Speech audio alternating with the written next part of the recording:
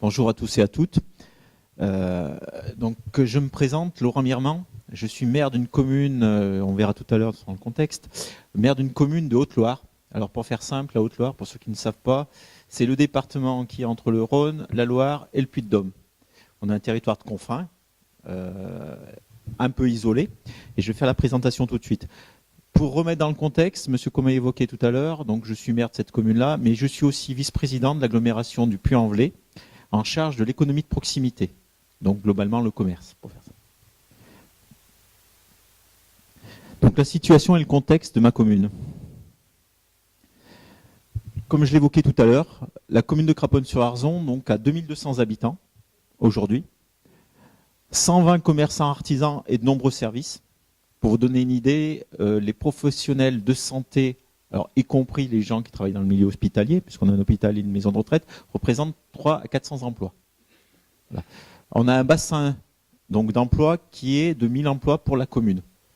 Et du coup, donc un bassin de vie beaucoup plus important. Craponne étant la commune la plus importante sur un rayon de 20 km aux alentours.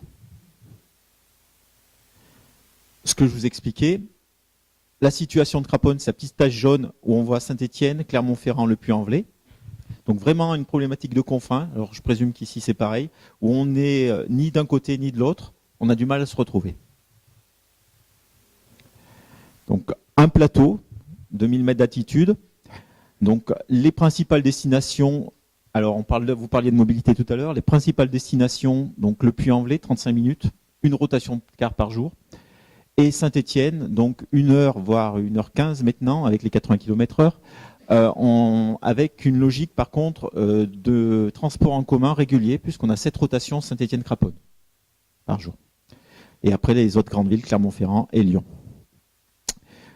On a un territoire, mais qui, comme vous, a des avantages et des festivals reconnus. On a un festival européen de musique country, qui draine jusqu'à 15 000 personnes sur les plus fortes années. On a frôlé les 20 000 il y a quelques temps. Quelque chose de plus spécifique, la fête de la pomme de terre. Voilà. Alors, mais 4 000 personnes, c'est pas anodin pour notre commune. Et bien sûr, un hippodrome dans une commune limitrophe mais très proche, celui de Juliange, le plus haut d'Europe. Et pourtant, on a vécu dans les années 80 une catastrophe, la fermeture de 2 usines, 400 emplois de pertes et bien sûr une baisse démographique importante, donc, et un centre-bourg qui se désertifie en même temps qu'on repart sur du pavillonnaire. Donc on a derrière un conflit entre la désertification du centre-bourg et le pavillonnaire. Et on devient au jour d'aujourd'hui ce qu'on appelle un territoire détendu dans une zone donc rurale, voire hyper rurale.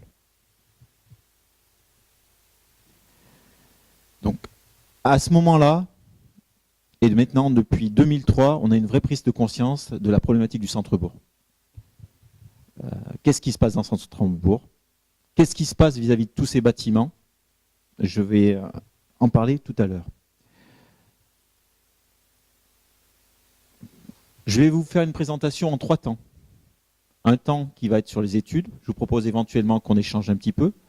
Un deuxième temps qui est plutôt sur l'action. Et un troisième temps sur les outils. Je vous inviterai éventuellement, si M. Commet vous le permettez, à qu'on ait un échange entre chaque temps de manière à pas trop perdre le fil. Pour revenir en 2003, on a changé, on est passé du POS au PLU. Et c'est à ce moment-là, avec la nouvelle loi SRU de l'époque, qu'il a fallu se reposer la question de comment on reconstruit la ville sur la ville. Jusqu'à 2003, il n'y avait pas de velléité de travailler sur le centre-bourg, hormis sur les espaces urbains.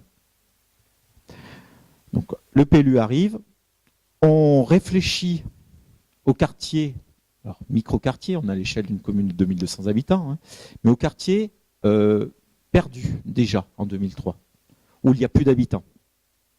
Comment on retravaille? Quels sont les besoins de ces quartiers-là? On s'est tout de suite rendu compte que sans études préalables, on n'y ferait rien. C'est pour ça que vous voyez tout de suite le cheminement avec 2004, une étude qui s'appelle Études Piron, de Patrice Piron, architecte paysagiste, qu'on a sollicité sur la vision du centre-bourg. La première sollicitation était très claire. On a dit, nous les élus, ce que l'on veut, c'est travailler sur notre centre-bourg. Voilà. Proposez-nous quelque chose. Et M. Patrice Piron a eu l'intelligence de nous dire, mais ce que vous voulez, c'est travailler sur votre centre-bourg, mais c'est réaliser surtout des actions. Donc ce que je vous propose dans mon étude, ce n'est pas une étude avec plein d'actions que vous ne ferez jamais. Je vous propose 5 actions. Mettez-les en place tout de suite et vous verrez votre centre-bourg évoluera. J'en parlerai tout à l'heure sur ces 5 actions. Deuxième partie, donc on voit qu'il y a 10 ans qui se passent entre les deux. C'est une logique de projet de territoire. Donc on est à cette échelle-là, alors je ne l'ai pas forcément évoqué tout à l'heure, on est sur une communauté de communes, une toute petite communauté de communes de 4500 habitants, avec donc 8 communes. Et cette logique de projet de territoire, c'est commun avec ces 8 communes à l'époque. On se fédère autour de la centralité, on fait remonter les projets et on associe la société civile. Et pas la société civile complaisante, celle qui va dans notre sens. Non. On avait eu la volonté lors de ces projets de territoire de mettre autant d'élus que de société civile. Et quand on flèche la société civile, on va chercher les gens qui sont toujours pas forcément dans la contestation, mais dans la réflexion à apporter du changement. Et on met ça dans une salle, on fait travailler ces personnes-là, et on ressort sur un projet. Alors malheureusement, comme vous voyez, on est en 2014, à la veille d'élection, on s'est arrêté sur les orientations pour éviter de faire trop de débats.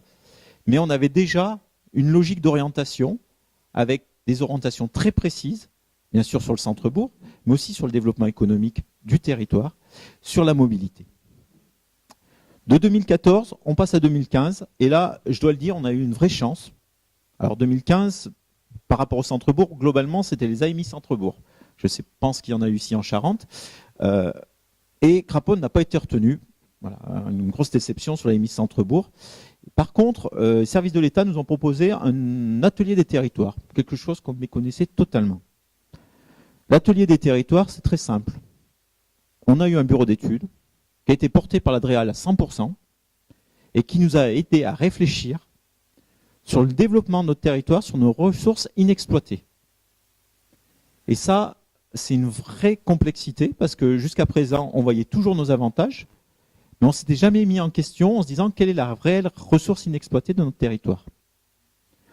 Alors, de notre côté, le territoire est très simple, c'est boisé, on a beaucoup de scieries, on travaille autour du bois, donc ça on le connaissait, je vous parlais du service à la population.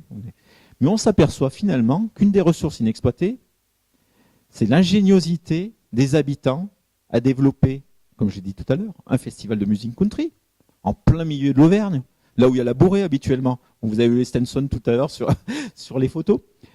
On a la fête de la pomme de terre, complètement innovant. Et quelque part, c'est finalement comment on accompagne le privé et l'ingéniosité de chacun. Et c'est ce qui a fait ressortir cette partie-là. Autre avantage, vous le verrez tout à l'heure aussi, c'est que quand on travaille à une vision globale avec les services de l'État, c'est qu'on devient en capacité à répondre à tout un tas d'appels à projets. De là, en 2016, on avait travaillé sur l'étude Piron, et puis, je rappelle l'étude Piron, c'était une petite étude avec 5 actions. On avait commencé à les mettre en place, je vous en parlerai tout à l'heure sur les actions, et on passe à une étude d'une ampleur plus importante, puisqu'on est à l'échelle de 466 parcelles, pratiquement 10 hectares de notre centre-bourg. Pour quelle raison? Tout simplement parce que nous sommes plus en capacité à répondre au DIA suite aux ventes. Quel est notre projet global sur le centre-bourg? On ne le sait pas. Qu'est-ce qu'il faut faire? Préempter, pas préempter? On ne le sait pas. Donc on va se projeter à une échelle beaucoup plus grande en se disant, finalement, nous, avec le bureau d'études, quelle est la vision que l'on veut dans 40 ans de ce centre-bourg?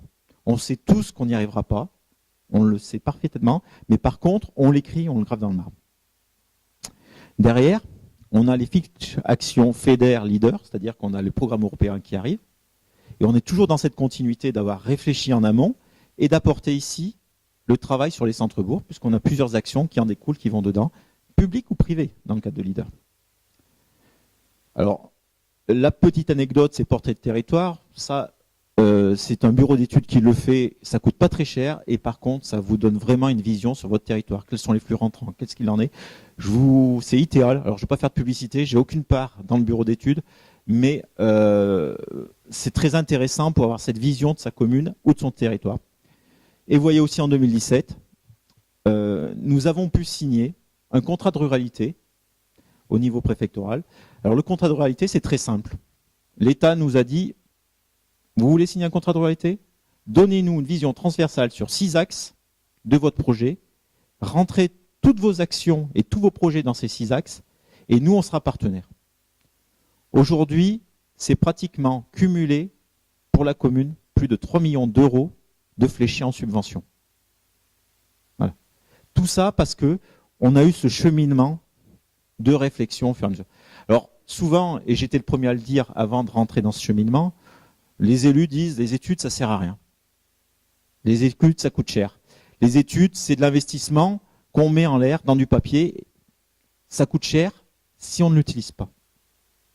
Si on en fait un vrai projet, qu'on le partage et que l'on co-construit, ça devient une vraie source d'investissement derrière.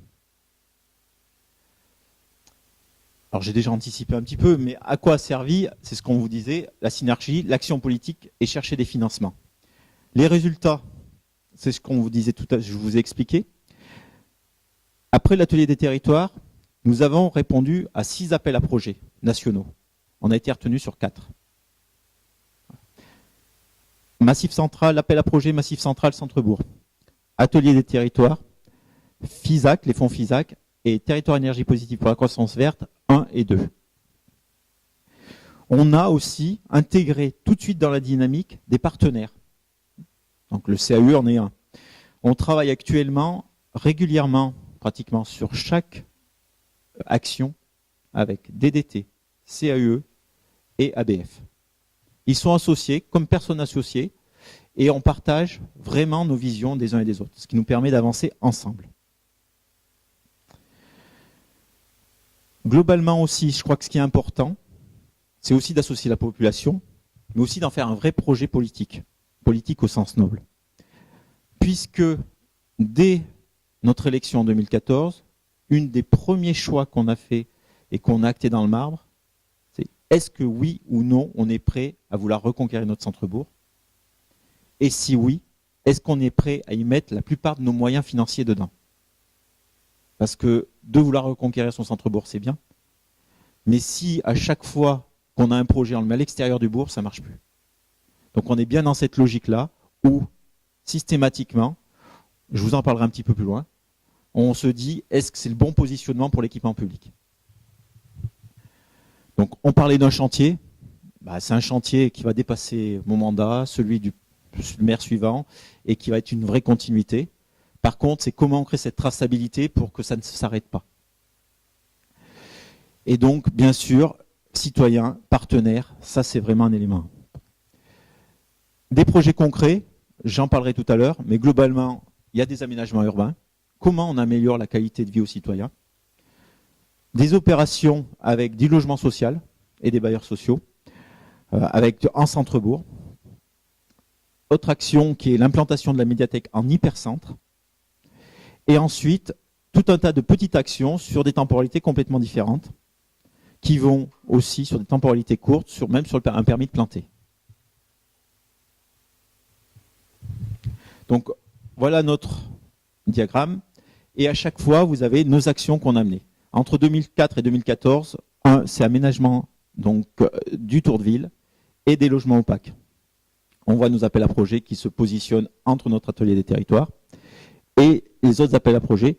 Et le dernier élément, où on est ici à la fin avec un travail sur la résorption d'habitat insalubre d'un micro-quartier, de manière à faire du logement d'accession à la propriété via des bailleurs sociaux. Et la dernière chose que je viens de signer, pas plus tard qu'avant-hier, une assistance à maîtrise d'ouvrage en direction donc, de l'initiative privée. Puisque dans le centre-bourg, j'en discutais hier avec une autre personne qui me disait quand les moyens publics sont affectés, c'est qu'on a loupé quelque chose. À un moment, l'habitat, puisque c'est la logique, nous, de reconquête de centre-bourg, ça doit être le privé qui doit le porter. L'euro qu'on va apporter, il faut juste qu'il soit levier pour développer l'habitat. Alors, la complexité, c'est vraiment d'avoir une stratégie de s'y tenir. Je vous parlais tout à l'heure de l'étude Pierron, le numéro 1. L'étude numéro 1, ça a été de dire, commençons à travailler par le tour du centre-bourg. Donc on est sur un quartier historique, on le voit en pointillé, et tout autour des espaces qui ont été construits entre le 19e et 20e siècle. Commençons par les mettre en valeur. Donc on a travaillé sur ce que tout le monde sait faire, hein, la rue, le faubourg, la place, et on a essayé d'y donner du qualitatif. Donc l'étude Pierron nous a fait ressortir un niveau qualitatif pour chaque espace pour qu'on puisse faire une consultation précise. La partie la plus importante, 300 € le mètre carré. Secondaire, 180 € le mètre carré. Et après, plus on s'éloigne, plus on diminue en prix. Mais quand on a ces données-là, on est en capacité déjà de savoir finalement quel type de rendu on veut donner à l'espace. On n'est pas en train de se dire quel matériau, mais quel type de rendu. Donc on a travaillé sur des espaces, en travaillant sur les espaces premièrement commerciaux, là où il y a le plus de commerce, et on s'est éloigné des commerces au fur et à mesure. C'est ce qu'on voit en rouge. Derrière, on a commencé à rentrer en pénétrant, en améliorant les rues, et on a fait une opération qui j'évoquerai tout à l'heure, donc de logement social. La deuxième, qui est suite à l'étude Centre-Bourg, l'étude EA plus LELA, qui est le bureau d'études, de revisitation, et l'axe d'entrée était uniquement l'habitat, elle a été de se dire quelle est notre stratégie de contamination. L'étude Pierron nous avait donné des bases, mais globalement, il ne se passait rien dans le centre-bourg. On avait fait une opération en hypercentre, à part le CEREMA qui avait fait une fiche CEREMA, personne ne le savait. Et les habitants, bien sûr. Donc on n'arrivait pas à produire quelque chose. Et notre bureau d'études nous a fait travailler. Il est ressorti un élément assez essentiel, et je pense que ça, tout le monde l'a chez soi. C'est que globalement, notre centre-bourg, il est vivant une fois par semaine. Le jour, on a notre marché de commerçants non sédentaires. Et plutôt que de se dire pour quelles raisons et comment je vais travailler, on s'est dit en fait, l'espace vivant, certes, il est que le samedi, mais il est là. Comment je contamine à partir de cet espace vivant?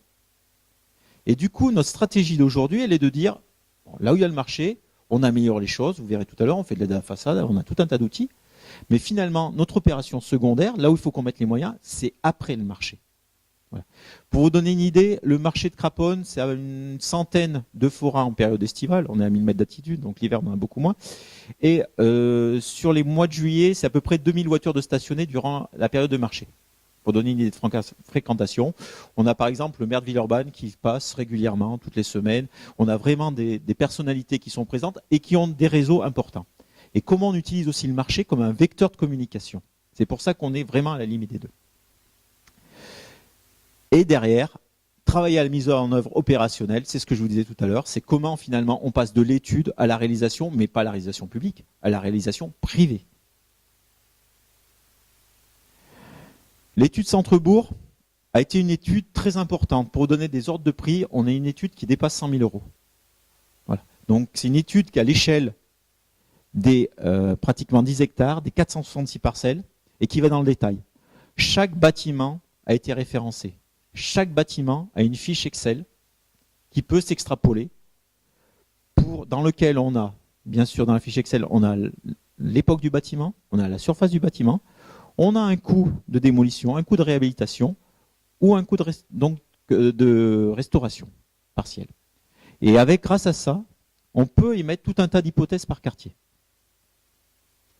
Dans cette réflexion, on a eu en diagnostic le statut de la propriété, de l'occupation, la valeur patrimoniale. C'est là où je vous dis aussi que nos conseils, qu'ils soient ABF, CAUE, DDT, sont d'un apport très fort, dans le sens où parfois on ne voit plus le patrimoine, nous les élus. Et derrière, l'identification de scénarios et d'îlots. C'est ce que l'on voit sur nos tâches, où on a référencé tout un tas d'îlots, et qu'ensuite, nous, on a aggloméré par pragmatisme d'intervention. Ce qui a permis aussi, c'est d'engendrer une communication auprès du public. On a eu un bureau d'études qui est venu en résidence sur 4 mois et qui a permis d'avoir cet échange avec les citoyens.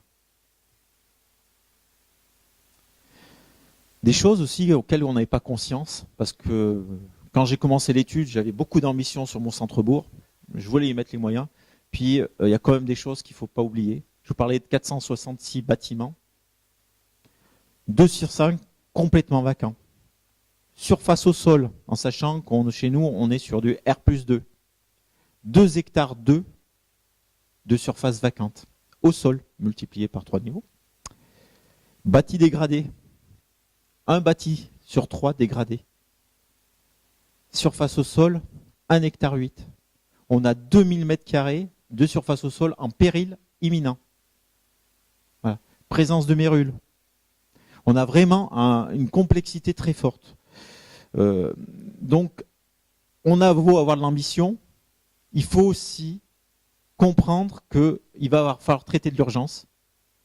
Il va falloir traiter aussi des superficies. Je me permets de faire une petite parenthèse, parce que la diapo, on n'en parle pas. Mais dans la réflexion atelier des territoires, on s'est posé une question très importante, celle de se dire, est-ce que oui ou non, on a besoin de toutes ces surfaces aujourd'hui, au jour d'aujourd'hui de Craponne. Et avec le bureau d'études, avec les partenaires, on s'est imaginé quelque chose qui s'appelle la jachère urbaine. La jachère urbaine. Donc la jachère urbaine, pour nous, c'est un concept, alors plus ou moins innovant, mais qui est de stockage. Bien sûr, avec les bailleurs, avec les partenaires tels que l'EPF. Mais elle ne doit pas se décliner comme ça, uniquement. Au même titre que la jachère fleurie, on peut avoir une jachère un peu plus qualitative. Finalement, comment ces bâtiments, pour les plus corrects, on fait un minima, façade, ouverture, et on laisse passer derrière. La jachère urbaine, elle peut être à plusieurs niveaux d'entrée. Parce que la jachère urbaine, ce n'est ni plus ni rien que du stockage. Du stockage de niveau. Quand j'ai une maison de 200 mètres carrés, si je la rénove, je reviens toujours à mes surfaces, est-ce que j'ai toujours besoin de 200 mètres carrés? Voilà. Est-ce que je ne colle pas plutôt à une cible qui est différente et qui va se donner des superficies différentes? Horizontale, donc, c'est peut-être je neutralise des niveaux. J'avais un R+2, je travaille sur 2 niveaux, j'en travaille sur 3. Ou vertical. Nous, sur Craponne, on a des parcelles qui sont construites aujourd'hui à 100%, mais qui, historiquement, étaient construites à 40%. Et on le voit dans la construction du bâti.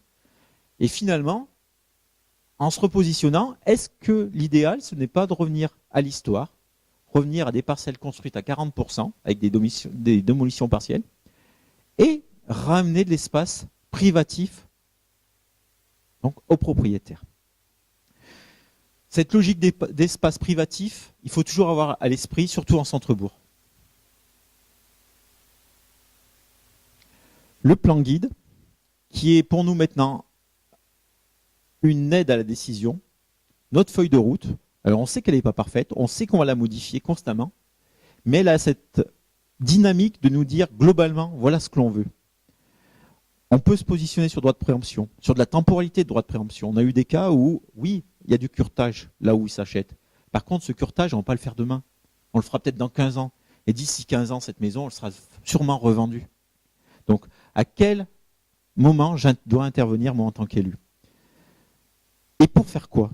Comme vous le voyez sur le plan, auparavant, on n'avait pas tous ces espaces verts. Je reviens à cette problématique d'espace privatif. Et bien derrière, alors c'est vulgaire, c'est juste du vert colorisé, mais derrière, c'est comment je ramène de l'espace privatif qui soit mutualisé, qui soit privatif ou qui soit public. On ne s'interdit pas de piétoniser des rues ou de les semi-privatiser. C'est derrière comment je rapporte de l'espace, la questionnement. Une problématique aussi, et finalement, c'est comment on travaille avec les autres services dans cette disposition maintenant. Comment c'est pris en compte? Au niveau de l'architecte des bâtiments de France, quand la première fois qu'il a vu le plan guide, alors on a peu de chance parce qu'on en a eu 3 durant l'étude d'1 an. Donc ça n'a pas facilité les choses. Mais le dernier qui est arrivé, qui a vu la finalité du plan guide, on lui a présenté 50 démolitions. En cœur historique, ça a été un peu compliqué pour lui. Sauf qu'aujourd'hui, maintenant qu'on a cette vision de plan guide, c'est lui qui nous les propose, les démolitions. C'est plus nous qui les réclamons. Donc, d'avoir un outil partenarial et travailler en amont facilite les choses. Alors je ne sais pas s'il y a quelques questions déjà, ou si je passe à la partie action. Oui, bonjour. Est-ce que vous êtes dans le périmètre du PNR Livradois-Forez? Ouais. On a une charte de bonne pratique avec eux dans le sens où ils nous suivent sur l'étude Centrebourg et nous on travaille sur un outil qui est la SIC, Société coopérative d'intérêt collectif, qu'ils essayent de monter. Voilà. Mais on n'est pas du tout dans le PNR, ce qui ne nous empêche pas de travailler ensemble. Alors, c'est un petit peu un rapport. En fait, c'est un rapport d'urbanisme, hein, très clairement. On avait beaucoup de contraintes liées au PNR, alors, ce qu'on peut appeler contraintes, parfois qui en sont des avantages. Mais on n'avait surtout aucun avantage, dans le sens où le PNR et la politique publique est faite avec le conseil départemental du Puy-de-Dôme, et le conseil départemental de la Haute-Loire auquel on appartient ne favorise aucune de ces politiques-là. Donc on n'en avait que des inconvénients et j'ai aucun avantage. À chaque fois, le PNR a fait un très gros travail sur les centres-bourgs. Ce n'est que des communes du Puy-de-Dôme, parce que le département de la Haute-Loire a décidé de ne pas mettre 1 euro. Voilà. Donc à un moment, on s'est dit, on va travailler différemment, ce qui n'empêche pas de faire la même chose, hein, d'être partenaire, d'être dans la même logique, mais d'être un peu plus souple dans le travail. Le PLU, vous avez dit que c'était en 2003, s'il a commencé ou s'il est terminé. Et du coup, comment toutes les études se sont intégrées dans le document, s'il y a eu des révisions ou si au contraire ça s'est fait naturellement En 2003, on a fait donc le PLU. On a travaillé, mais on n'a pas intégré l'étude. Les révisions sont faites, on n'a rien apporté de plus par rapport à tout ce qu'on a fait. Par contre, là, on révise le PLU au jour d'aujourd'hui. On va l'arrêter dans les prochains mois, d'ici avant la fin de l'année. Et là, par contre, on a réfléchi différemment, puisque l'étude s'inclut dedans. Alors, ce n'est pas une pièce réglementaire, l'étude. Elle va juste nous apporter cette logique de se dire que vis-à-vis de ce plan de guide, quel périmètre en zone de constructibilité? On s'est vraiment posé la question sur un périmètre propre au secteur plan de guide. Aujourd'hui, il y avait 2 points qui étaient différents entre le secteur ancien et le secteur du plan de guide. Donc on a raisonné différemment et on n'a pas fait de secteur du plan de guide. Par contre, on s'est dit très clairement que le niveau de contrainte étant en secteur donc des 500 mètres des protections, fait que la contrainte existe déjà. Donc on a assoupli énormément notre PLU. Parce que ce que l'on veut, c'est imaginer la vie différemment. Donc l'architecte des bâtiments de France sera toujours là pour donner son point de vue et pour recadrer éventuellement un porteur de projet privé qui voudrait faire n'importe quoi. Mais nous, la commune, on doit être facilitateur. On a des problématiques toutes simples. On a certaines rues, il y a eu des démolitions pour se créer des jardins. Au jour d'aujourd'hui, notre PLU dit clairement, les murs c'est 1,80 m et c'est pas plus haut que ça, du TN. Sauf que quand on a dit ça, on ne peut plus faire de jardin. Parce que les jardins se sont construits avec des murs de 2 mètres, 2,50 m, 2 remblais. Voilà. Donc, le PLU pour le zonage centre-bourg est hyper light. Et finalement, ça devient un PLU de projet, un zonage de projet, et plus un zonage de prescription.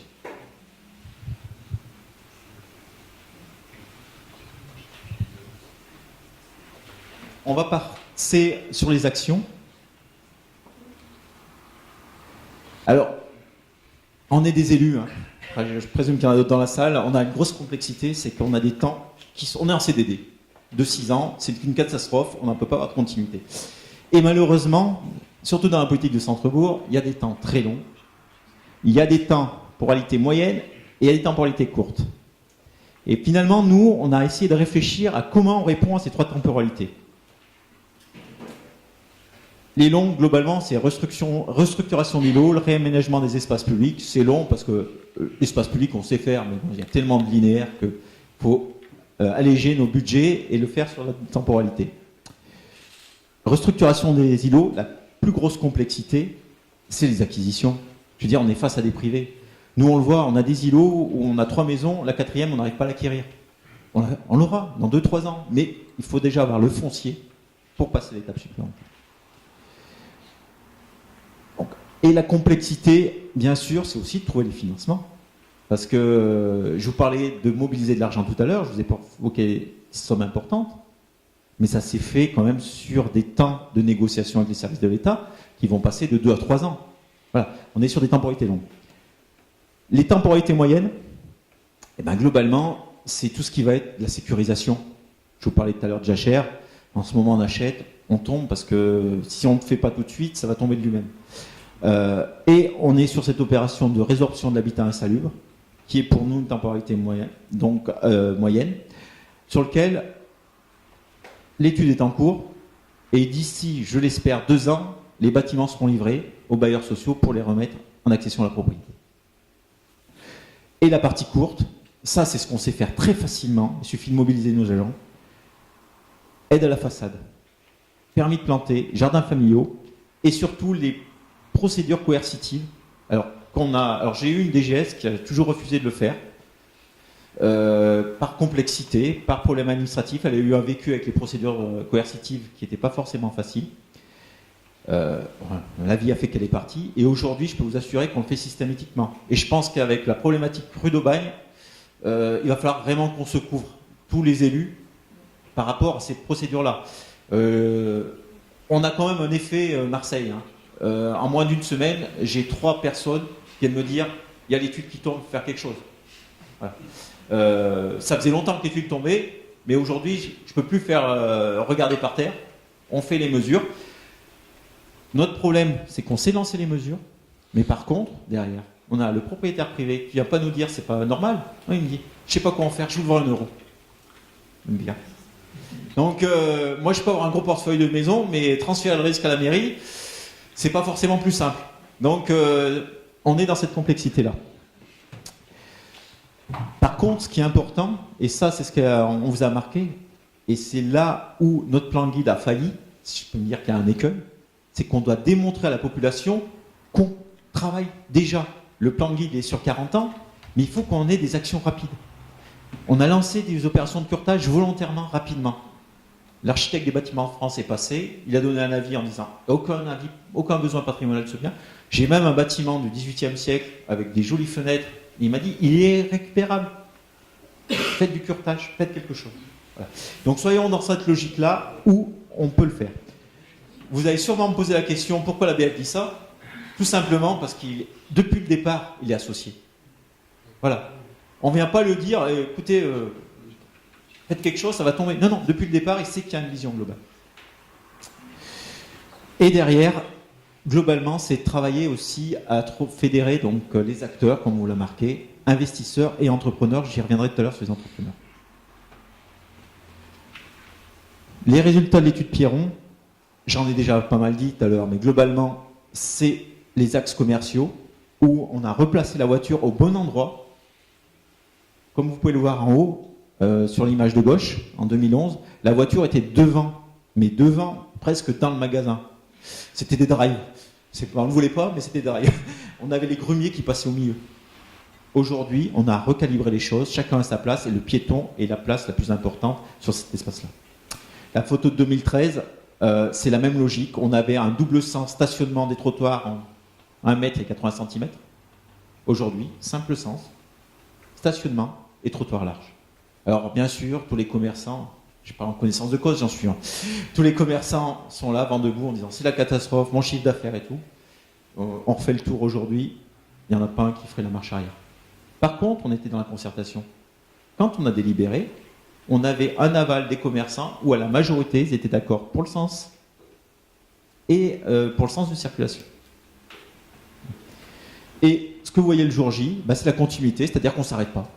Voilà. Maintenant, on a notre trace, on a notre budget, puisqu'on a nos moyens, ce que je vous disais tout à l'heure, on a nos ratios, et on s'avance au fur et à mesure pour contaminer par nos espaces publics le long. Alors, c'est du travail de sur longue haleine. On a un programme autour de la gare. Alors la gare, entre la gare et le centre-bourg, il y a 150 mètres. Voilà, un programme autour de la gare.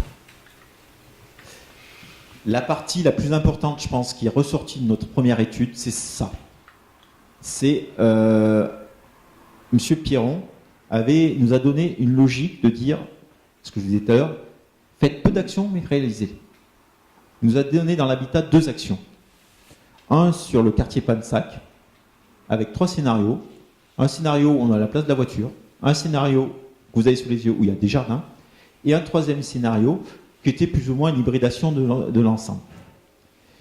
Et grâce à ça, on s'est positionné en disant ce que l'on veut, nous, c'est pas forcément des voitures. Il en faut, mais il faut qu'elle ait sa place. Ce qu'on veut, c'est qu'il y ait de l'espace privatif et de l'espace vert.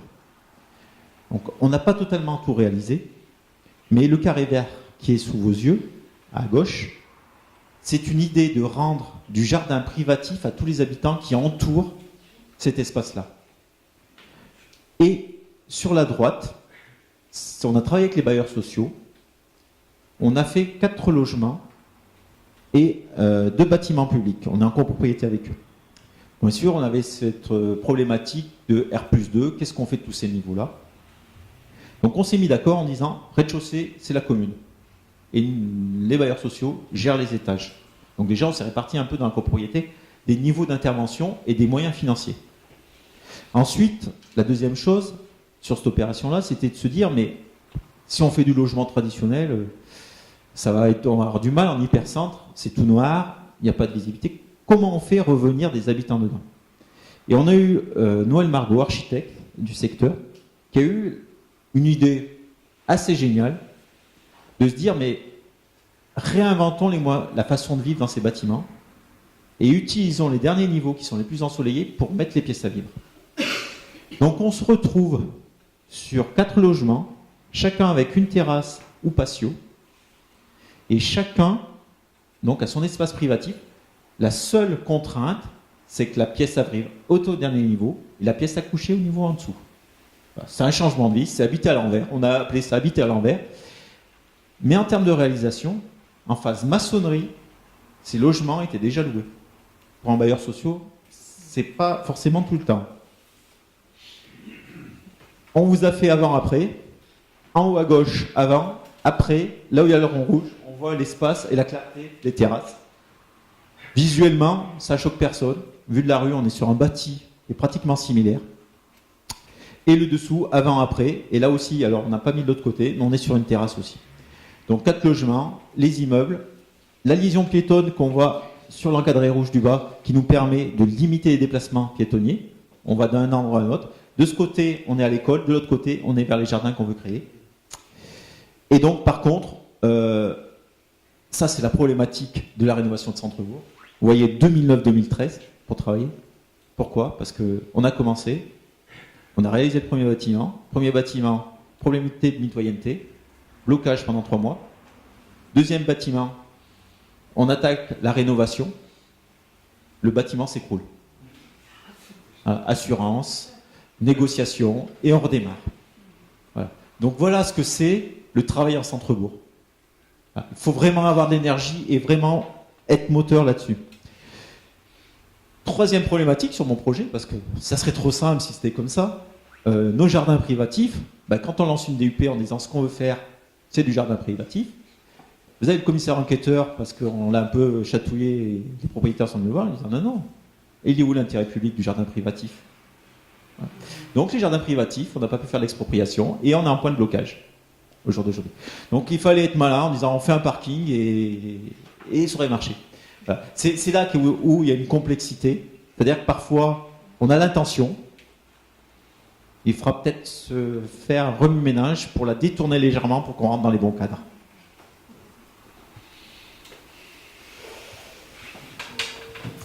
Alors, la stratégie centre-bourg, ça c'était l'étude Piron.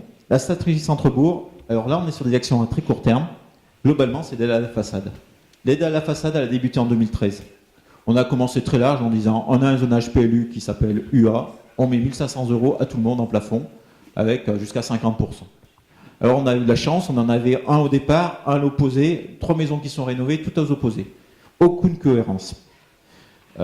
Puis en 2018, on s'est dit allez, bon, là on va apprendre de nos erreurs, on va faire les choses différemment, on va déjà mettre plus de moyens, parce qu'à un moment c'est ce qu'on veut.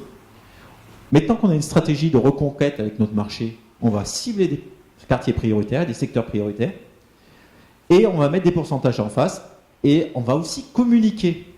C'est ce que j'ai oublié de dire tout à l'heure sur l'étude Centre-Bourg, c'est qu'on est dans notre monde et parfois, on pense que parce qu'on le pense, tout le monde le pense. Non, ayons cette logique de communication. Ce que vous voyez au milieu, c'est une bâche qu'on met sur tous les échafaudages dès qu'il y a une aide à la façade. Chaque propriétaire a l'obligation de le faire. C'est pas pour valoriser les choses, mais c'est juste pour faire passer le message.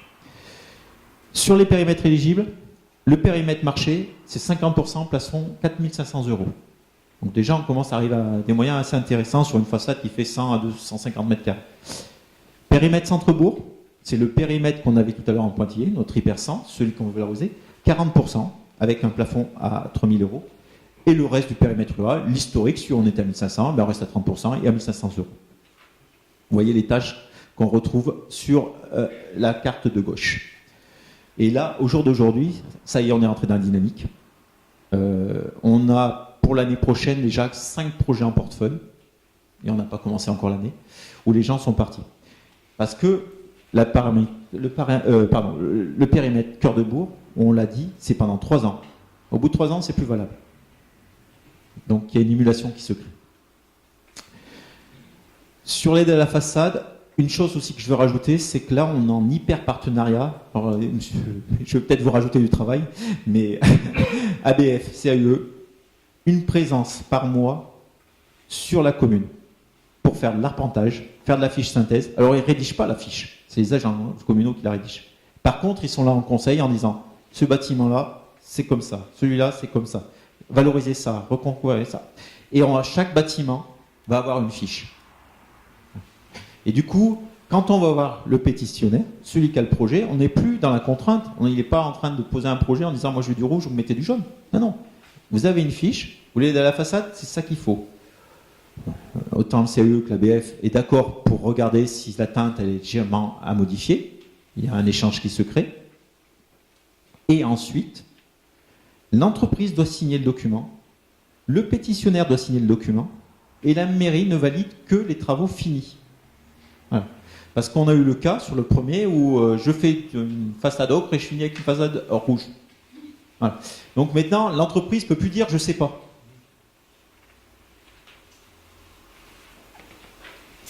Permis de planter. Alors ça, c'est une opération hyper simple. Globalement, c'est, vous le voyez en haut, hein, c'est comment, par la végétalisation, je fais revenir la nature en ville. Et finalement, comment, par le découpage d'enrobés, qui en plus assainit les façades pour la plupart du temps, je fais grimper de la végétation. Donc là, le permis de planter, c'est très clair.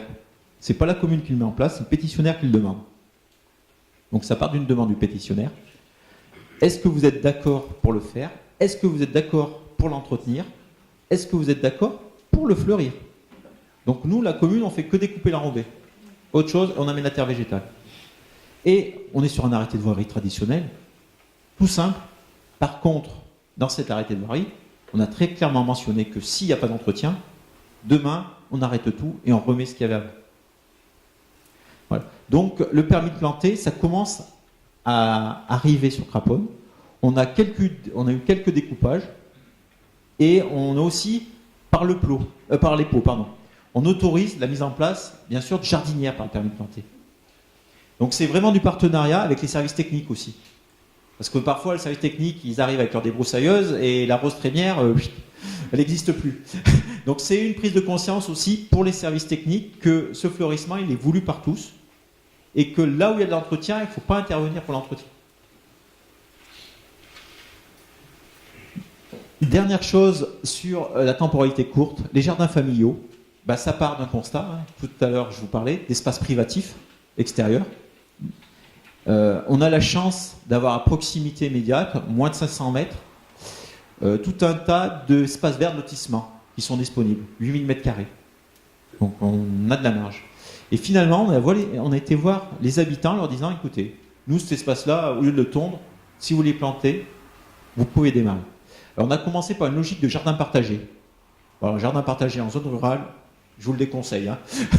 C'est pas du tout dans l'esprit. On ne sait pas faire, on n'a pas compris que quand on met quelque chose, les autres peuvent le récolter, ça ne marche pas. Donc par contre, on a changé de dynamique, et en se disant finalement, plus que la contrainte, c'est de dire « je sème, donc je veux récolter », on va passer à cette logique de jardins familiaux. En plus, nous, on n'est pas loin de Saint-Étienne, hein, je veux dire, les mines, ils ont su faire ça pendant très longtemps, on fait que réfléchir à ce qui s'est fait sur la Loire. Et on repart sur du jardin familial. On va faire du découpage à la demande de ces terrains-là, des 8000 m². On va commencer par ce que vous voyez, le plan 1 qui est à droite, avec un découpage à 4. Sur ces 4, on a déjà 3 demandes. Donc on découpe à façon, on apporte l'eau, on apporte les cabanes, à eux de l'entretenir. La location, on est de l'ordre de 50 à 60 euros par an. Voilà. Mais par contre, ça va leur permettre, eux, à tous ces habitants de centre-bourg, d'avoir cet espace extérieur nécessaire. Et là, globalement, la commune, ça ne coûte pratiquement rien. Il est où le barbecue? On le voit pas là. Il va falloir qu'on me l'implante. Sur les temps courts et moyens, bon, je vous le disais tout à l'heure, hein, globalement, les opérations de curtage. Vous voyez en bas à gauche, hein, l'état de la façade avant d'y travailler. On voit le crépi, on voit du mal de voir. Bon, on a fait tomber. Maintenant, on passe à la suivante encore, parce que c'est complémentaire et à chaque fois, on ne s'arrête pas. Péril imminent, arrêté d'insalubrité avec la préfecture, on commence à savoir faire. Par contre, on est sur la mise en sécurité, payer à la place d'eux et se refaire rembourser sur le péril imminent. C'est une lourdeur administrative qu'il faut avoir en tête. Voilà.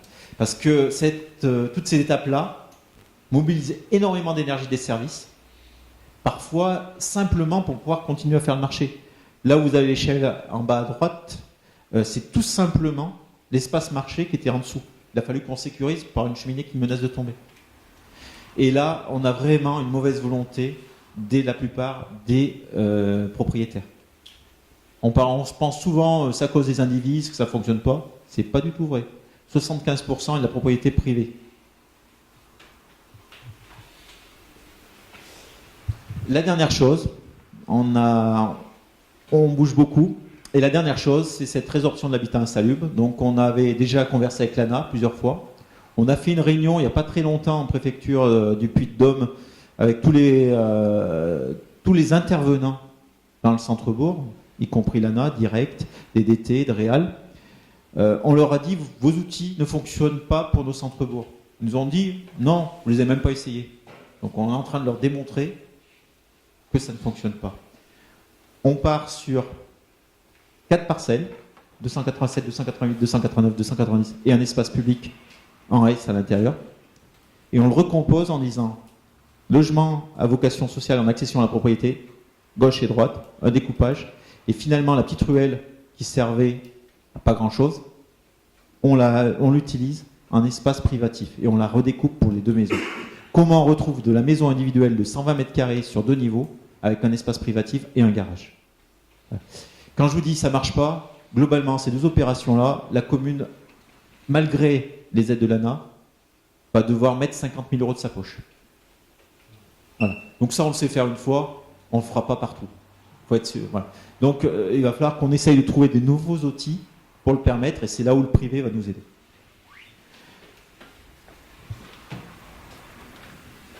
Dernière chose, j'ai parlé tout à l'heure sur l'étude Centre-Bourg. L'étude Centre-Bourg a aussi fait une corrélation avec les espaces publics qui appartiennent à la commune et finalement les zones d'attraction en Centre-Bourg. Dans mon Centre-Bourg, j'ai bien sûr mon espace commerçant, très bien, les rues qu'on voit sur la gauche. Dans le Centre-Bourg, mon bureau d'études m'a dit déjà vous n'avez rien comme équipement public. On s'est creusé un peu, on a une école, un groupe scolaire, mais il est tellement isolé que personne ne le voit. Donc déjà, on va retravailler sur le groupe scolaire en le mutualisant. Et ça, c'est un petit peu un challenge qu'on s'est donné avec l'éducation nationale, en mutualisant le préau. Aujourd'hui, ma commune a besoin d'espace pour les associations. De l'autre côté, l'éducation nationale utilise le groupe scolaire uniquement pendant les périodes scolaires. Et finalement, ce préau, qui représente à peu près 130 mètres carrés, n'est pas utilisé par la plupart du temps. Comment on mutualise l'espace pour le rendre aux associations? Étape 1. Étape 2, on retravaille sur le bâtiment pour lui donner un aspect extérieur qui soit plus intéressant et plus vivant. Donc on retravaille sur la façade. En plus, on travaille en isolation. Bon, c'est un bâtiment des années 70, donc bien sûr, aucune isolation, simple vitrage. On retravaille dans le cadre de territoire énergie positive pour la croissance verte sur le bâtiment. Et donc là, on est... Alors je me rapproche juste pour que vous compreniez. Donc, secteur commerçant, le groupe scolaire qui est ici. Donc là, on entoure le centre-bourg. Et on a vu qu'il nous manquait un équipement en hypercentre. Et c'est là où on s'est posé la question de se dire à quoi bon cet équipement. Déjà, on est quand même sur des flux routiers qu'il faut minimiser. C'est l'hypercentre, il n'y a pas forcément beaucoup de place pour la voiture. Donc, quelle est ma cible en termes de clientèle? 2, quel bâtiment?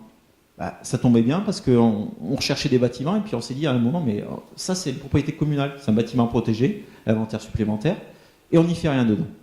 Donc la programmation, elle est très claire, elle est de se dire finalement une médiathèque, nous à Craponne, le flux médiathèque, c'est 4 à 5 personnes en même temps sur la médiathèque, donc même à 4 ou 5 voitures, ça c'est se gérer. Deuxième chose, médiathèque, c'est comme du culturel dans un bâtiment protégé, il y a comme une signification. Et troisième élément, je suis en hypercentre, je suis à la croisée du marché, c'est vraiment la croisée, c'est là où ça ne me fait pas, et du coup j'ai bâti mon équipement public juste à cet endroit-là pour qu'il puisse contaminer le reste. Et là, on démarre début d'année prochaine, 18 mois de travaux, comme tout bâtiment, de toute façon on le sait, c'est d'une longueur et une complexité. Et par contre, on a eu la chance à un moment d'avoir un soutien financier qui nous oblige à réfléchir différemment, parce qu'une médiathèque, tout le monde sait la faire. Et la dotation de soutien à l'investissement local, à l'époque, était fléchée sur un équipement public et sur de logements. Donc on a même, parce que dans ce bâtiment il est protégé, mais pas dans l'ensemble, on a même réfléchi à intégrer du logement et mutualiser la cage d'ascenseur. Finalement, on a un logement accessible, de petits studios pour des personnes âgées, avec ascenseur, et de l'autre côté, on est sur la médiathèque. On vous a composé la carte des projets actuels, pour que vous compreniez bien. Mon hypercentre, alors je retourne là, ça sera plus simple. Mon hypercentre, ma médiathèque, ma partie commerciale, en haut de l'acquisition pour la boutique à laisser. Donc on achète un fonds pour faire de la boutique à laisser. On réaménage notre entrée de ville basse, donc nos jardins partagés qui sont en limite. L'accession à la propriété en résorption de l'habitat insalubre, l'école en haut, et vous avez tout en haut, au quartier de la gare, vous voyez, à 2 pas, qui est notre porte d'entrée, notre centre-bourg, l'aménagement du quartier, on a la maison de santé qui est en haut, la maison de service au public qui est aussi dans ce quartier-là, et entre les deux, on est en train de retravailler sur l'ancienne médiathèque, qui est aussi une salle municipale avec plusieurs tailles, et le cinéma, sur un projet de conciergerie. Donc conciergerie, où on retrouverait donc des outils de style ADMR, centre social, pour accompagner les habitants. Voilà comment on entoure le centre-bourg. On travaille dans l'hypercentre quand c'est possible, quand on a l'équipement pour. Et par contre, dès lors, et la maison de santé était le cas, moi j'en ai beaucoup interrogé en me disant mais pourquoi vous n'avez pas mis une maison de santé à l'intérieur du centre-bourg? La réponse est très simple. La maison de santé, c'est 40 véhicules. Et pour généralement que des gens malades, donc des gens qui ont besoin d'être à proximité, 40 voitures entre les professionnels de santé et les patients, je ne sais pas le rentrer dans le centre-bourg. Donc on s'est mis à la plus proche périphérie pour l'implantation.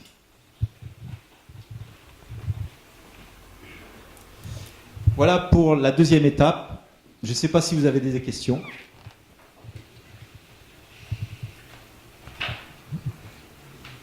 Je terminerai par les outils. Alors ça sera beaucoup plus rapide. Donc, puisque j'ai déjà beaucoup expliqué. Les procédures de péril. Vous voyez depuis 2016, 17 périls ordinaires, 9 arrêtés et 5 périls imminents.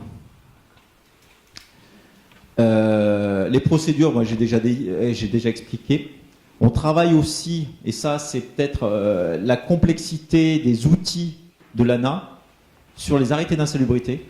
Parce que comme vous le savez sûrement, on ne peut pas s'auto-affliger, nous communes, quand on est propriétaire, à un arrêté de péril.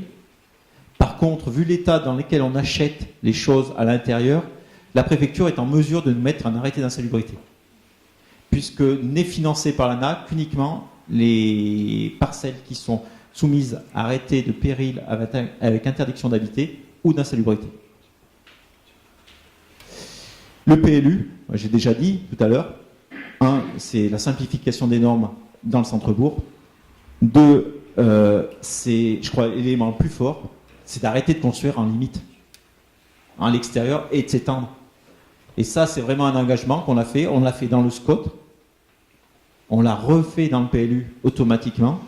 Comment on ne consomme plus d'espace pour récupérer l'intérieur du centre-bourg.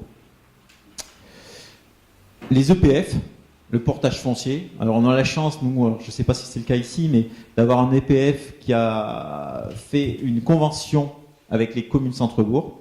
Donc ils interviennent dans tout notre centre-bourg avec un portage sur 12 ans à 0% via la conversion. Donc c'est pas anodin. Ils importent, donc ils achètent, ils sécurisent et ils louent éventuellement. Les aides financières, globalement, on a tout ce qui sera financement lié à l'habitat. Hein, on parlait Habiter mieux, les financements d'ANA. Mais en parallèle, on travaille aussi avec l'agglomération du Puy sur le schéma de développement commercial. Je fais juste une petite aparté. On a la chance d'avoir le supermarché en hypercentre. Alors, dans les années 80, tout le monde s'est offusqué en disant le supermarché arrive dans Craponne, c'est une catastrophe. Aujourd'hui, si on est aussi dynamique, c'est qu'il est en hypercentre. Et je le dis souvent à mes collègues commerçants, nous ne sommes rien d'autre que la galerie commerciale à ciel ouvert du supermarché. Voilà. Donc, dans ce schéma de développement commercial, très clairement, on a identifié 3 choses. 1, par rapport à l'agglomération du Puy et la ville du Puy elle-même, on arrête très clairement de créer des zones commerciales. On récupère les friches, c'est-à-dire que s'il y a un projet, il sera uniquement dans les friches et il ne sera jamais en reconquête autour de la ville du Puy.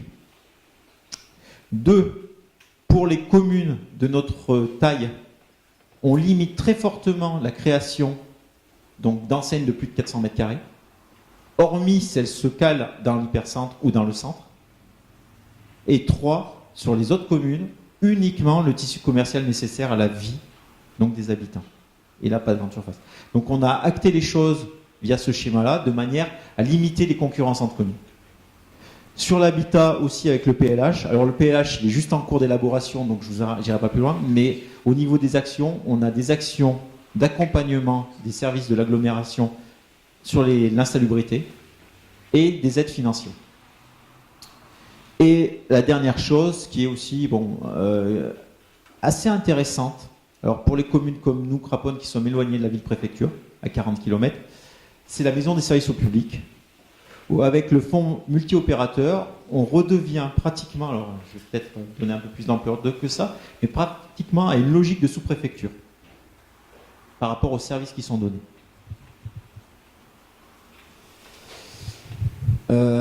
Et pour terminer, les fondamentaux, alors ça c'est ma collaboratrice qui l'a marqué, mais je crois que c'est vraiment l'essentiel. Ne pas oublier tous les partenaires. Je le disais tout à l'heure avec l'ABF, mais ça c'est vraiment essentiel. C'est si on est au départ, tout fonctionne bien, on converge tous dans la même logique. Mobiliser tous les acteurs possibles pour permettre d'ouvrir et trouver des solutions. Je vous parlerai juste une petite aparté tout à l'heure. Garantir le travail de la collaboration et inscrire dans le projet et partager dans le temps.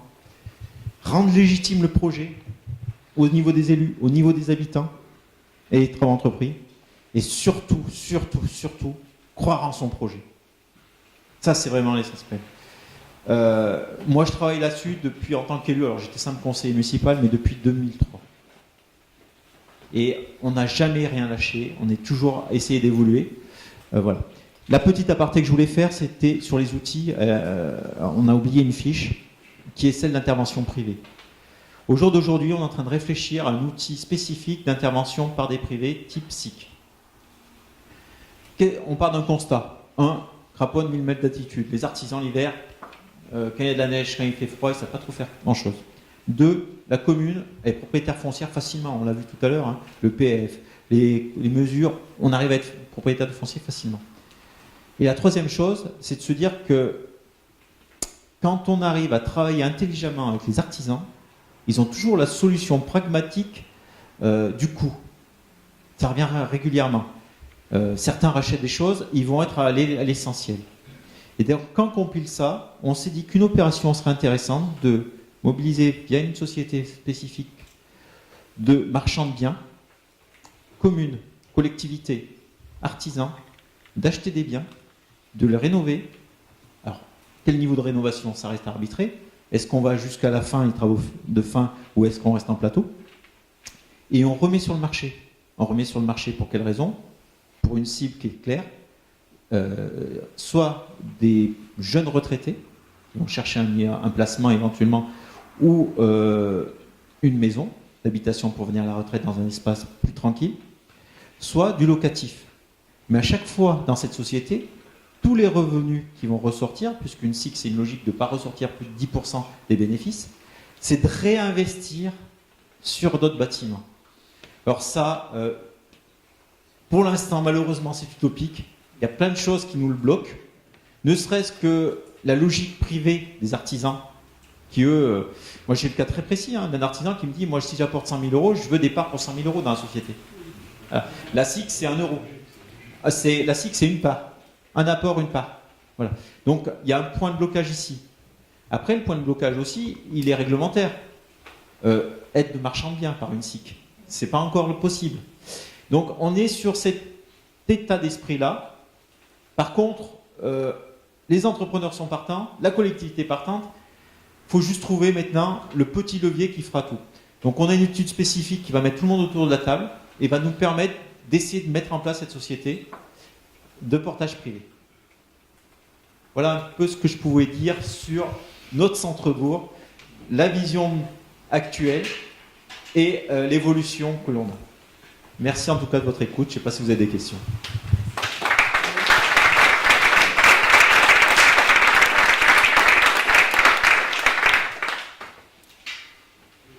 Juste, je vais essayer de parler, c'est peut-être pas la peine, j'ai essayé de... Je crois que c'est toi. C'est pas pour moi. Oui. Je voulais juste rebondir là sur le renforcement de la collaboration avec le privé, parce qu'on est sur les mêmes cas de figure ou des mêmes contextes. Moi, je travaille sur Barbezieux, et on essaie justement de développer, en tout cas de sensibiliser les acteurs privés à réinvestir le centre-ville, et c'est compliqué. Comment, vous avez parlé tout à l'heure, donc pour une société, ça me paraît, enfin, effectivement, il y a quand même pas mal de blocages juridiques à faire tomber avant de le valoriser, mais vous avez parlé en propos introductif d'une mission AMO pour rechercher des privés. Est-ce que vous pouvez en dire un peu plus là-dessus ?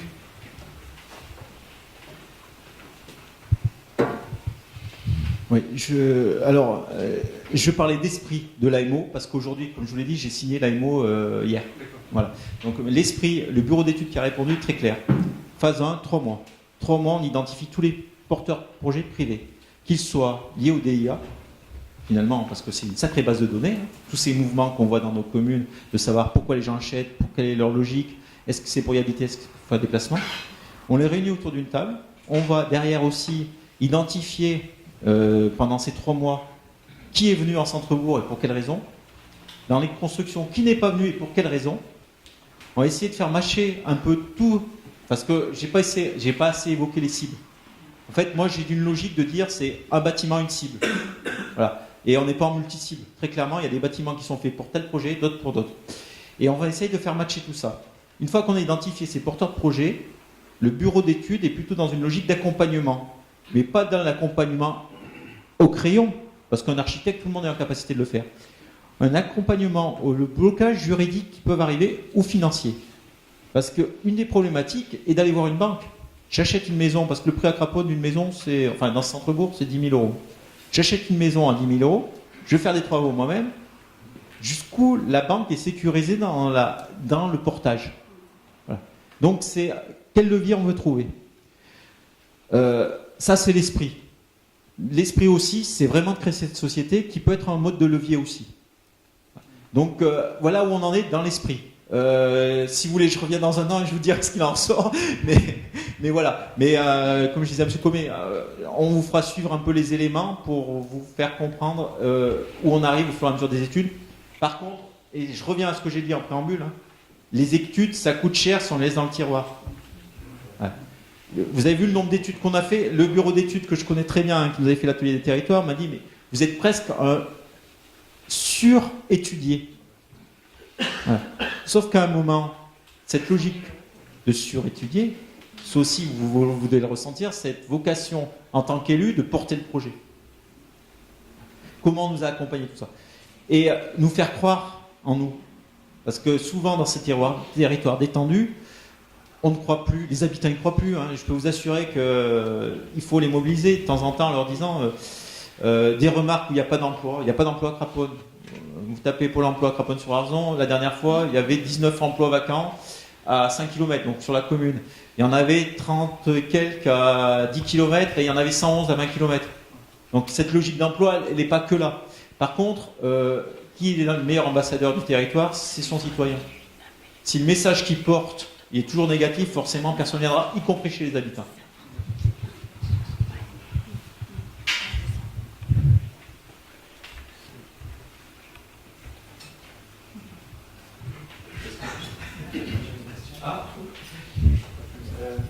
Vous avez dit tout à l'heure qu'au niveau du PLU, en centre-bourg, vous aviez été très soft.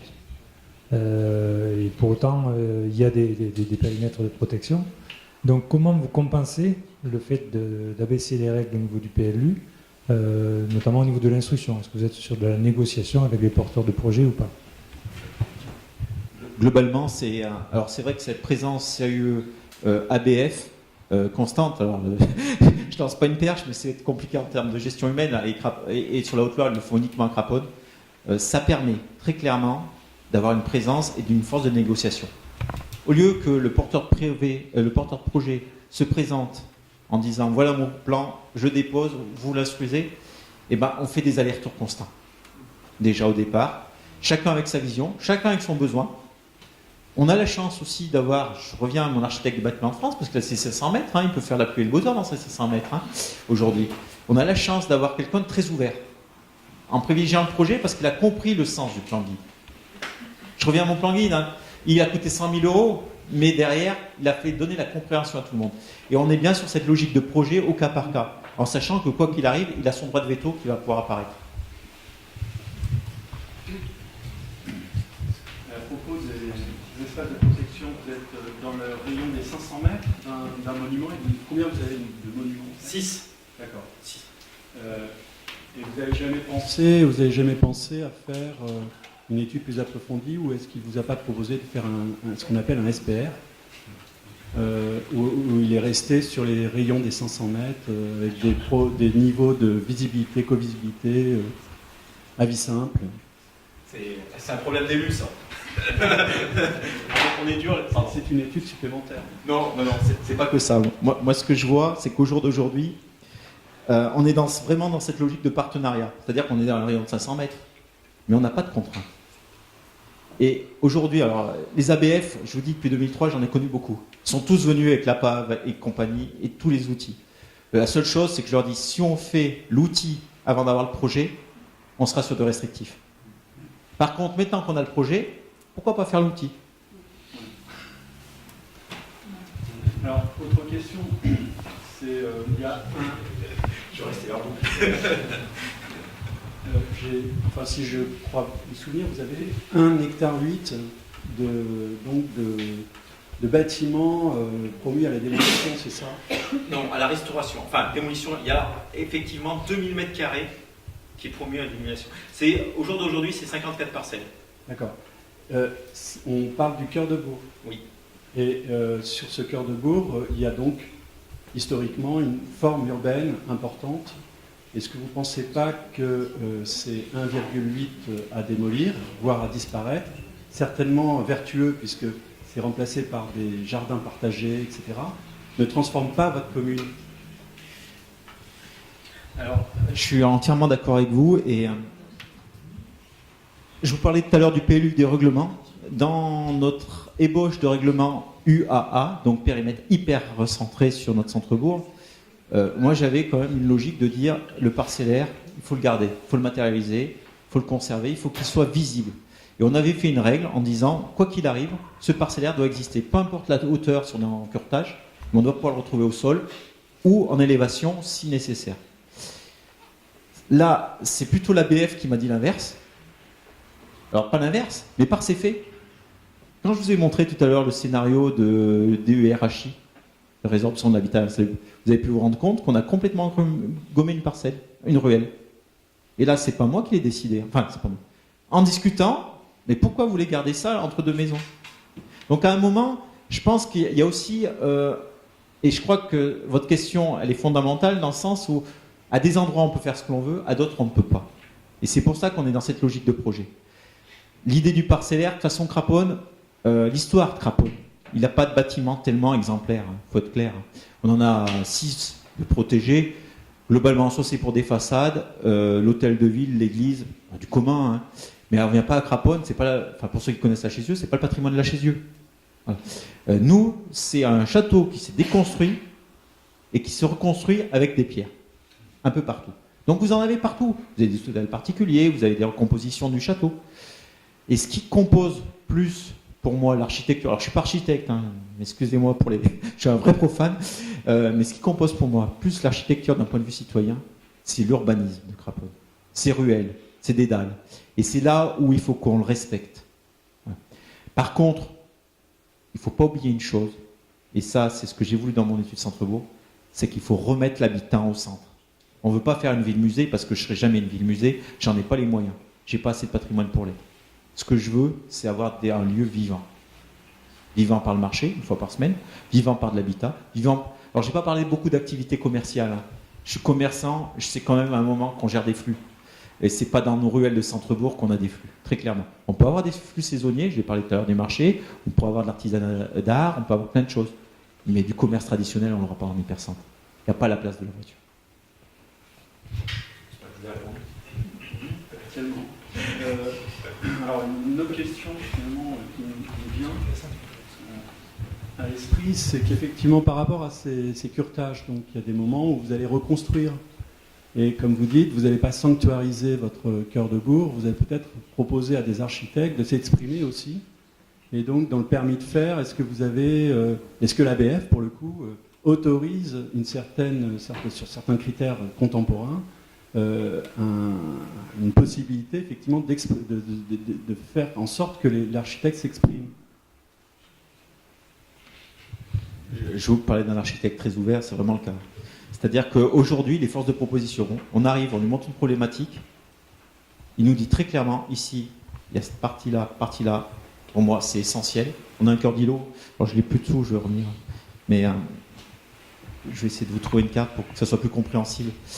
Bah tiens, voilà, parfait. Alors, on a un hyper cœur d'îlot qui est ici. Vous voyez, ma médiathèque est le point rouge, et là, j'ai un tout petit îlot, le plus vieux îlot de Craponne, maison en pan de bois. On a une façade pratiquement médiévale, mais en ruine. Donc là, il y a une vraie discussion. On n'a pas d'architecte, on n'a même pas de programmation parce qu'on n'est même pas d'accord. Même les services de l'État, entre eux, ne sont pas d'accord. Quand on fait venir la DDT, l'ABF, le CAE, tout le monde se pose la question, quel est le devenir de ce petit îlot ? Si on le purge et on fait du curetage, on recrée un lieu de vie avec une placette.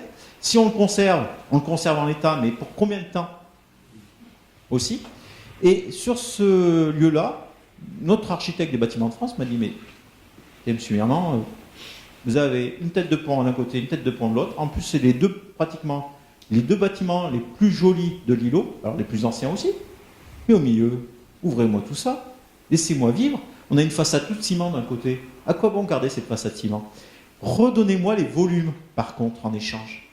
Aujourd'hui, vous avez des volumes, vous avez une toiture, vous avez des espaces, vous avez du parcelle. Moi, je suis d'accord pour faire du curetage, mais redonnez-moi les volumes. Donc, dans la programmation, si on est au bout des choses, alors on n'en est pas là encore, mais pour moi, l'esprit, c'est de dire tête de pont devant, tête de pont derrière, au milieu, on ouvre, on garde cette logique de façade à pan de bois en gardant des morceaux de bois présents, et une toiture qui redonne le volume. Et cet espace au centre devient ce claire-voie qui est nécessaire, et dans lequel on peut retrouver tout un tas d'usages. On parlait tout à l'heure, j'ai pas le temps de l'exposer, mais dans des curetages, il faut retrouver l'usage. Alors, tout le monde sait faire le local poubelle. Rien de bien compliqué là-dessus. Le local vélo aussi. On se complique un peu la tâche sur une parcelle rue du Commerce. Alors, je ne l'aurai pas là, mais pour moi, c'est la rue du Commerce. C'est celle-ci, avec une parcelle en plein milieu. Et là, c'est pareil. L'ABF me dit, mais pourquoi vous conservez ce bâtiment ? Il est en ruine. Il a beau être 18e, il est en ruine. Tombez-le. Par contre, qu'est-ce qu'on en fait ? Une place de parking dans la rue du Commerce, ça va faire la rue du parking à la fin. C'est pas l'esprit. D'un commun accord, on s'est dit que ce qui serait plutôt malin, c'est d'avoir peut-être du parking, mais d'avoir un autre usage. Donc un espace vert, mais aussi rien. Et puis sur ce secteur-là, on a plein d'habitants et aucun espace pour faire quoi que ce soit. Même pas un barbecue. Je ne sais plus qui me parlait de barbecue tout à l'heure. Même pas un barbecue. On est sur un R+2. On a une problématique d'étaiement des façades. Et pourquoi la problématique ne devient pas un atout ? Donc la réflexion aujourd'hui avec l'architecte qui est missionné, c'est de dire, donc on garde le volume, donc, la toiture, l'étaiement, on le crée avec un plancher, une dalle, c'est pas calé techniquement, on le crée avec un plancher, une dalle sur un une demi-largeur, comme la toiture. Derrière, en front, on a un espace vert, stationnement dessous, et sur ce plancher ou cette dalle, on va forcer le truc en mettant un barbecue et une table pour les privés. Et du coup, d'un inconvénient, on a fait un avantage. Alors après, c'est toujours pareil, il faut de temps en temps se reposer des bonnes questions en disant quelle est ma cible, quel est mon secteur, quel est mon besoin. Et toujours se positionner en tant qu'usager.